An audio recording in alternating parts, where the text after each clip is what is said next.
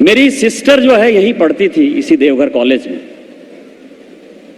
और दशहरे का समय था। वो गांव गई, पेट में दर्द हुआ, गांव में रोड नहीं था, कोई डॉक्टर नहीं था।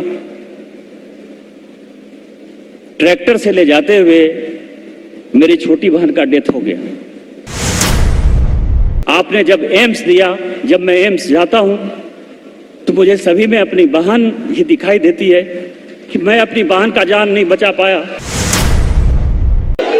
छोटे और सामान्य कार्यकर्ता का उत्साहवर्धन के लिए आए हुए दुनिया के सबसे लोकप्रिय, गरीबों के, दलितों के, आदिवासियों के, वंचितों के, महिलाओं के मसीहा, हमारे अभिभावक, इस देश के लोकप्रिय प्रधानमंत्री श्री नरेंद्र मोदी जी और मंचासीन मंच,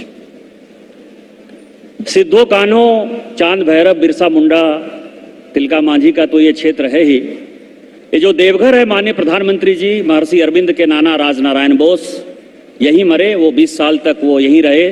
ईश्वर चंद्र विद्यासागर की भी ये भूमि है, उनका आखिरी जीवन यहीं बीता। 1908 में महर्षि अरविंद के साथियों ने जो बम विस्फोट किया, वो भी यही बम विस्फोट देवघर में हुआ। रविंद्रनाथ टैगोर यही शांति निकेतन बनाना चाहते थे, उन्होंने 200 एकड़ यहां जमीन लिया था। महात्मा गांधी की बात मैं बोल चुका हूं, लेकिन मैं अपनी बात 2 मिनट में समाप्त करूंगा। आज आप यहां आए हैं, राम को जैसे केवट मिला, निषाद मिला। ये देवघर कॉलेज जो है, इस देवघर कॉलेज में मेरे 2 मामा प्रोफेसर रहे, जिस कॉलेज कैंपस में ये कार्यक्रम हो रहा है। और उसमें एक मामा जेल गए, 19 महीने इमरजेंसी में जेल गए। मैं यहीं पैदा हुआ, यहीं पढ़ता था। और जब इमरजेंसी में वो जेल चले गए तो मेरे पिताजी जो इरिगेशन डिपार्टमेंट में काम करते थे, यहीं कहीं भीड़ में मेरे माँ, पिताजी और सारे परिवार के लोग बैठे हुए हैं, माननीय प्रधानमंत्री जी, उनको बर्खास्त कर दिया गया और मैं गांव चला गया। फिर मामा रिलीज हुए, वो भारतीय जनता पार्टी के पहले अध्यक्ष थे यहाँ देवघर जिला के। मेरी सिस्टर जो है यहीं पढ़ती थी इसी देवघर कॉलेज में,